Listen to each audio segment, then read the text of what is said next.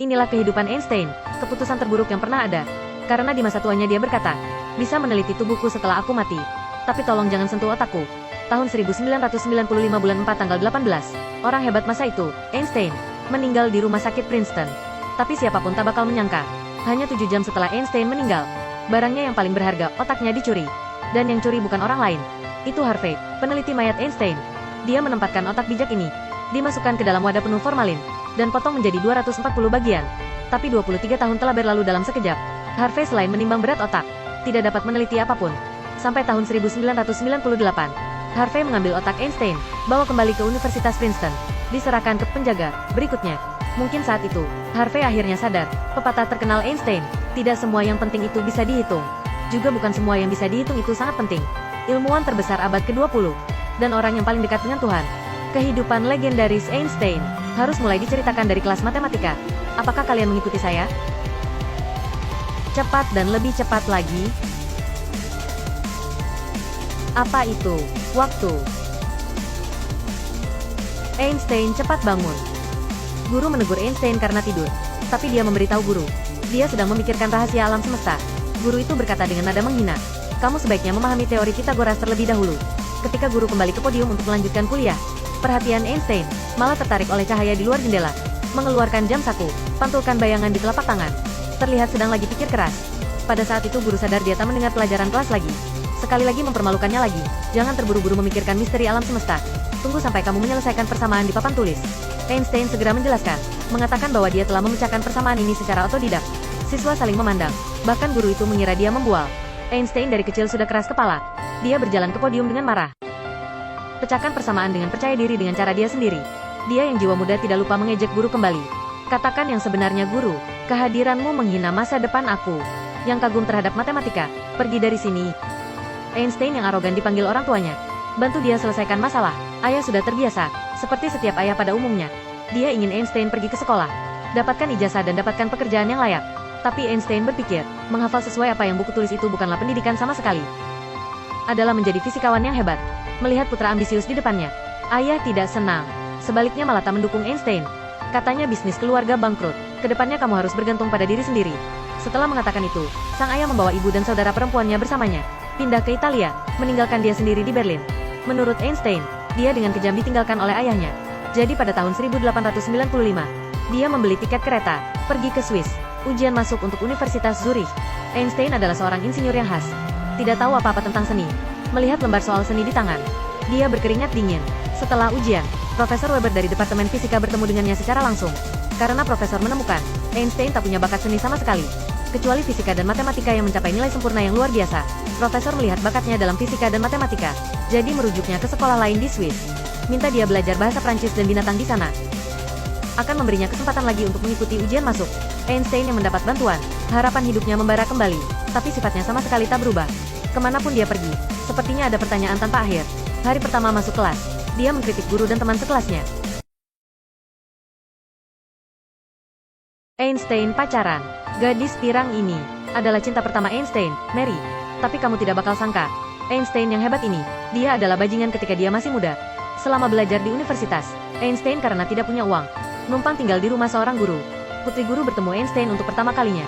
Tertarik dengan bakatnya, dan segera jatuh cinta. Einstein berjanji pada Mary, dia akan menemukan rumus untuk membekukan waktu.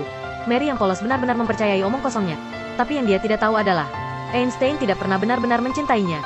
Tujuan dia mendekati Mary, itu untuk belajar bahasa Prancis, dan memenuhi kebutuhan dia. Sejak hari pertama kenal, Einstein sudah mengkhianati Mary.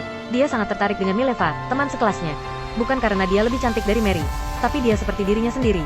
Memiliki hati yang berapi-api untuk fisika. Sejak itu, Einstein dan Mileva meluncurkan pengejaran yang sengit. Dia yang sudah punya pacar. Dia tidak mengatakan sepatah kata pun. Bahkan demi kesenangan sesaat, dia bolos kelas.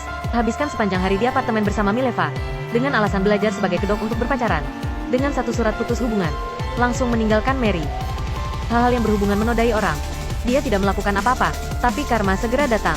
Mileva yang tidak pergi ke sekolah sepanjang hari, dan bermain-main dengan Einstein, bukan hanya tidak memperoleh ijazah. Dia tidak sengaja mengandung anak Einstein. Hanya bisa dengan perut hamil dan kembali ke kampung halaman untuk melahirkan sendirian. Dan Einstein setelah lulus, dia tidak dapat pekerjaan. Bahkan tidak bisa membayar sewa dalam beberapa bulan. Jadi dia harus bermuka tebal. Minta tolong dengan Profesor Weber. Berharap dia bisa membantu lagi. bantu dia tulis surat rekomendasi. Tapi Einstein tidak menyangka, profesor menyimpan dendam terhadap Karogan sebelumnya. Bukan hanya dia tidak membantu dia, dan dengan sengaja merusak reputasinya, menghalanginya mencari pekerjaan. Dia yang tak punya jalan lain lagi jadi guru bimbingan belajar. Tapi Einstein aneh, lawan jelas adalah siswa SD, malah mengajarkan keahlian ke orang lain. Apa itu konduksi panas? Apa yang dia ajarkan setiap hari tergantung pada suasana hati dia. Akibatnya, ayah anak itu tidak tahan lagi. Karena di bawah bimbingan dari Einstein, bukan hanya nilai putranya yang tidak meningkat, malah semakin buruk. Jadi Einstein kehilangan pekerjaan pertamanya. Dia harus memasang iklan pekerjaan di mana-mana. Aku akan segera menjadi seorang ayah. Tapi tidak ada yang sangka, anak pertamanya dengan Mileva meninggal secara tragis. Pada saat bersamaan, ayah Einstein sakit parah. Sebelum ayah mati, dia datang ke tempat tidur ayahnya. Ayah dan anak akhirnya mencapai perdamaian. Setelah ayah mati, Einstein berubah jadi dewasa. Dia secara resmi melamar Mileva.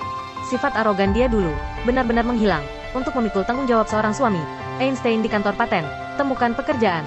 Setiap kali bos pergi, dia diam-diam mengeluarkan penanya, lanjutkan penelitian dia sendiri di atas kertas.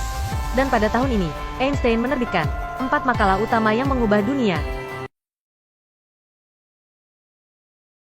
Ini baru kelas pertama. Einstein muda, dia langsung kritik guru fisika. Ternyata pada beberapa menit yang lalu, guru sedang menjelaskan hukum kedua Newton tentang gerak. Dia menyuruh teman-teman sekelasnya untuk menutup mata mereka terlebih dahulu. Bayangkan sebuah bola ditembakkan dari bumi keluar angkasa, dan ada bola identik di luar angkasa, ditembakkan dengan kekuatan yang sama. Jika bola ini berpacu dengan bola di bumi, bola mana yang akan menang? Ketika siswa di sekitar, sambil memikirkan hukum kedua Newton, Einstein telah memberikan jawaban standar. Dia berkata dengan percaya diri, bola luar angkasa akan menang, karena bergerak dalam ruang hampa. Masih belum dapat kepastian dari guru, Einstein mengajukan pertanyaan baru.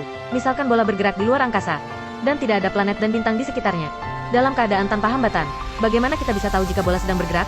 Saat bicara, Einstein punya kebiasaan memejamkan mata. Ini cara berpikirnya yang unik. Tunggu sampai dia membuka matanya lagi. Model 3D dari sebuah planet muncul dari bayangannya, dan seluruh alam semesta yang luas. Dengan kata lain,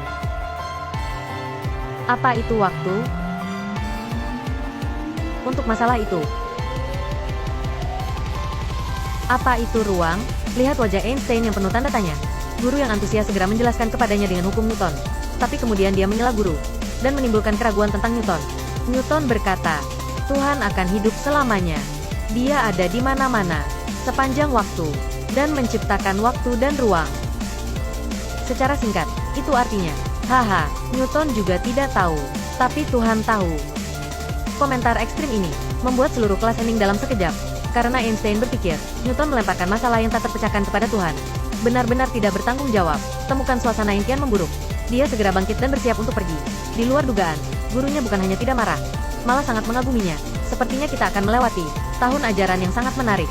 Setahun telah berlalu, Einstein akhirnya lulus ujian masuk. Selama ini dia masih menempuh jalannya sendiri. Tidak hanya terang-terangan mempertanyakan otoritas guru di kelas, buat guru malu di umum. Saat melakukan eksperimen tidak mengikuti prosedur sama sekali, menyebabkan tabung reaksi meledak dan melukai tangan kiri. Hadapi siswa yang nakal ini, guru tidak tahan lagi. Mereka semua berlari ke Profesor Weber untuk mengeluh, mengatakan Einstein adalah pemalas total, tidak pernah mengerjakan PR. Setiap kali profesor berpihak di sisi Einstein, sampai berisiko menyinggung orang, tiap kali bantu dia minta maaf. Karena di mata profesor, Einstein adalah murid terpintar yang pernah dia temui. Dia tidak ingin aturan yang berlaku. Mengubur seorang jenius, orang jenius ketemu penolongnya, tentu saja itu hal yang baik. Tapi orang seperti Einstein, terlalu sulit untuk disuruh untuk menurut aturan.